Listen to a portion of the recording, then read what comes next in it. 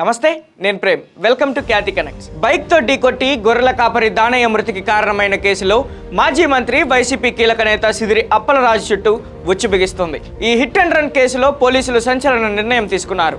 దానయ్య మరణానికి కారణమైన నిందితుడు ఆరవ తండ్రి సిదిరి అప్పలరాజును కూడా ఈ కేసులో నిందితుడిగా చేర్చారు. అప్పలరాజుతో పాటు ఆయన ప్రధాన అనుచరుడిని కూడా నిందితుల జాబితాలో చేర్చడం రాజకీయ వర్గాల్లో తీవ్ర కలకలం రేపుతుంది. కేసును పక్కదారి పట్టించేందుకు, సాక్ష్యాలను తారుమారు చేసేందుకు ప్రయత్నించారనే ఆరోపణల నేపథ్యంలో ఈ కీలక పరిణామం చోటు చేసుకుంది. మరోవైపు గొర్రెల కాపరి ప్రాణాలు తీసిన ఆరవ్ను ప్రభుత్వ ఆసుపత్రికి తరలించిన సమయంలో అక్కడ అతనికి వైద్య పరీక్షల పేరుతో విఐపి ట్రీట్మెంట్, రాచ మర్యాదలు చేయడంపై రాష్ట్ర వ్యాప్తంగా తీవ్ర విమర్శలు వ్యక్తమవుతున్నాయి. సామాన్య వ్యక్తి తప్పు చేస్తే ఒకలా, రాజకీయ నేతలు పిల్లలు తప్పు చేస్తే మరోలా ప్రవర్తిస్తారా అంటూ కాకీల తీరును సోషల్ మీడియాలో కడిగి పారేస్తున్నారు. ఈ రాచ మర్యాదల వ్యవహారం కూటమి ప్రభుత్వానికి కూడా సోషల్ మీడియాలో పెద్ద తలనొప్పిగా మారింది. ఈ కేసులో మరో నిజం కూడా వెలుగులోకి వచ్చింది.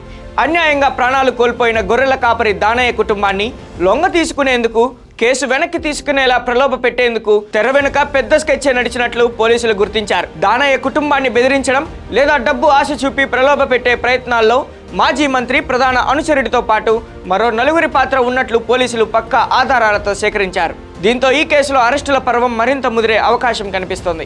సొంత కుమారుడు చేసిన యాక్సిడెంట్ కేసులో తండ్రి అయిన సిదిరి అప్పలరాజే నిందితుడిగా మారడంతో వైసీపీ డిఫెన్స్లో పడిపోయింది. ప్రజాధనం, అధికార బలం ఉపయోగించి కేసును అణిచివేయాలని చూస్తే ఊరుకునేది లేదని స్థానిక ప్రజలు, విపక్షాలు డిమాండ్ చేస్తున్నాయి. మరి ఈ సంచలన కేసులో మాజీ మంత్రి సిదిరి అప్పలరాజు అరెస్ట్ అవుతారా లేదా అనేది ఇప్పుడు హాట్ టాపిక్ గా మారింది.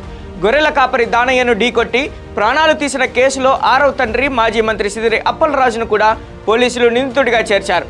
అప్పలరాజుతో పాటు ఆయన ప్రధాన అనుచరుడిని కూడా ఎఫ్ఐఆర్లో ఎంట్రీ చేశారు. అటు నిందితుడైన కొడుక్కి ప్రభుత్వ ఆసుపత్రిలో కాకీలు రాజమర్యాదలు చేయడంపై సర్వత్రా విమర్శలు వ్యక్తమవుతున్నాయి. దీంతో సిదిరి అప్పలరాజును ఇవాళ లేదా రేపు అరెస్ట్ అయ్యే అవకాశం ఉందని ప్రభుత్వం వర్గాల సమాచారం తెలుస్తోంది. కేసును నీరుగార్చేందుకు ఎంతమంది ప్రయత్నించినా పోలీసుల లెక్కలతో సహా నలుగురి గుట్టు రట్టు చేశారు. సాక్ష్యాలను తారుమారు చేసేందుకు ప్రయత్నించిన సిదిరి అప్పలరాజును కూడా నిందితుడిగా చేర్చడంతో ఈ కేసు ఏపీ పాలిటిక్స్లో పెను సంచలనంగా మారింది. మరి కొడుకు చేసిన పాపానికి తండ్రి అయిన మాజీ మంత్రి సిదిరి అప్పలరాజు జైలుకు వెళ్తారా? పోలీసులు తదుపరి ఎలాంటి యాక్షన్ తీసుకోబోతున్నారు? వేచి చూడాల్సిందే.